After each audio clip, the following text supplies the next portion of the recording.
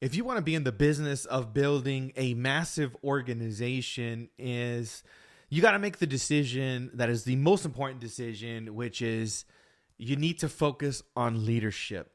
Leadership is going to be your North Star to build a massive organization.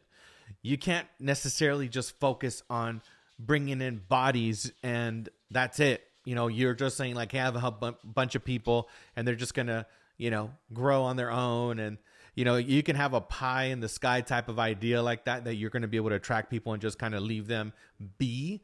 And the fact of the matter is that doesn't work. And especially for longevity, if you really want this thing to work long term, it's all about building strong relationships, nurturing those relationships, and continuously be open-minded to pivoting and to transforming and to expand, and to be open-minded to see and hear different perspectives, and also be an excellent listener, somebody that pays attention to every single detail.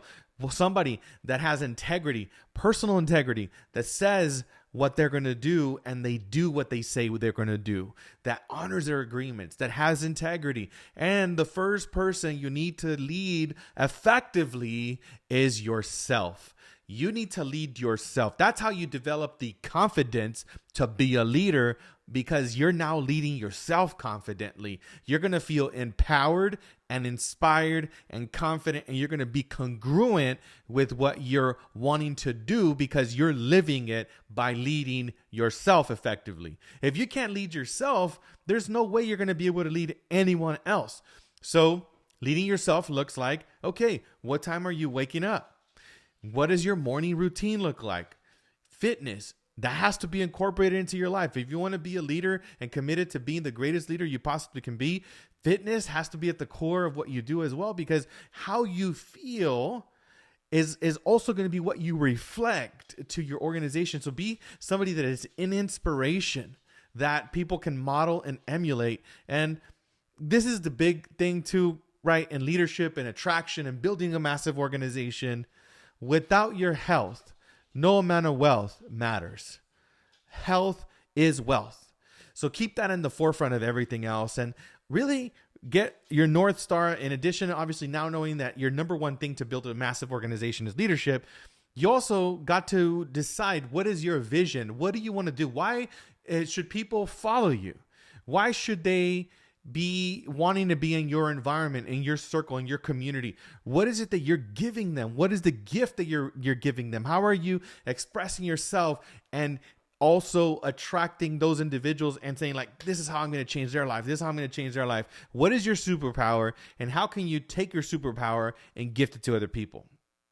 I want to tell you something though. You may feel right now that you don't have a superpower, or maybe you do. Maybe you're very confident. You're like, I have a superpower. This is my superpower. Great. But if you don't know what your superpower is, start with service. That's where I would start. If you were uncertain, I would start with service. So be the best at serving and contributing, and that's where you want to start. Just be a contributor, a giver. That is the most important thing. Start from there. You're going to figure out where you land in that scenario, which is less important. Just start serving, start giving. And also make sure that you, in addition to leading yourself effectively, and now you're starting to lead others, just understand these very, very core fundamentals. And I would say, write this down. Every conversation matters. Whether it's in a group setting, whether if it's in a one-on-one setting, what you say duplicates.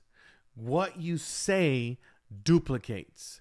So if you're leading and want to lead leaders, then you got to understand that whatever you say, whatever you do, duplicates. So who are you being as a leader? Pay attention to your actions, because your actions are then going to inspire the rest of the community, and they're going to say, that's a great example. That's something I'm striving for. There has to be some progress, and to lead effectively, to build a massive organization. The other thing that you also have to understand is that you have to have high levels of integrity. I hinted to this already. High levels of integrity. Do what you say when you say you're going to do it. And if you break an agreement, get in communication. communication is key. Communication is everything in leadership. Also, as a leader, I would encourage you to read every single John Maxwell book, read every single Robin Sharma book, read books on emotional intelligence like Letting Go, A New Earth, any Wayne Dyer. That's somebody that I love his work. That's somebody that I've studied at a very high level. The latest one that I'm actually going through right now, which is, I don't think it's a new one, but it's this one. This is a great book, The 16 Undeniable Laws of Communication. If you want to develop your speaking skills, this is literally the most amazing blueprint I've ever heard on speaking. And John Maxwell is actually one of my favorite speakers because he's excellent at creating stories and modifying his tonality, the way that he makes you feel. He makes you feel, and how he starts all the conversations. Hi, my name is John Maxwell, and I'm your friend. Right? Like, you just love the guy the moment that he says that. Like, I'm your friend too, man. Like, that's so awesome. So, leadership, it's less about doing, and it's more about who you need to become. It's about being. So pay attention again to your actions, your words, your intentions. To be an effective leader, to build a massive organization, you have to be somebody that is others driven. You can't just have a selfish vision and a selfish goal. If it's not others driven, then people are not going to follow. And it will work temporarily. It may follow temporarily, but you got to get connected to the most important thing. And also understand that you're going to be working at a pace that you desire. And I'm going to base that on your goals. But if you're like me, you want to build a massive organization. I have a vision to lead 100,000 individuals. And I really believe that with these 100,000 individuals, not only are we going to transform the real estate experience and what it means to be real estate professionals and to represent abundance and collaboration, to be a demonstration of greatness with those 100,000 people running that flag, burning that fire, being authentic, being rigorous with their passion. Guess what's going to happen with the world? We are literally changing the world. I really do believe that. 100,000 positive, optimistic, energized, contributing humans that are working together cohesively all over the world to be demonstrations in their communities, to be demonstrations at the schools, to be demonstrations as the driver, to be the demonstrations at the Starbucks, to be demonstrations everywhere that they are, that everywhere that they are, they represent their greatness, they honor their greatness, and they inspire others, people around them to become great because they're such an extraordinary example. You're always an example. Pay attention to every single environment. Make sure that whatever environment you enter, it is better the moment that you leave. That is very important. And the last thing I'll say on leadership is that if this is just the beginning for you, you're going to be a rookie. I don't care if you've sold thousands of properties and if you have millions of dollars in the bank. In leadership, you're a rookie if you're just starting off.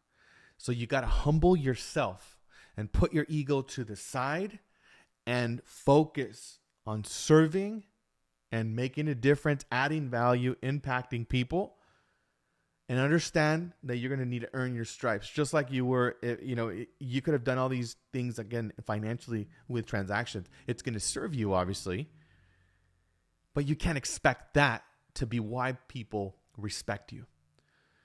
Also, as a leader, be less concerned about being liked. Be more concerned by being respected.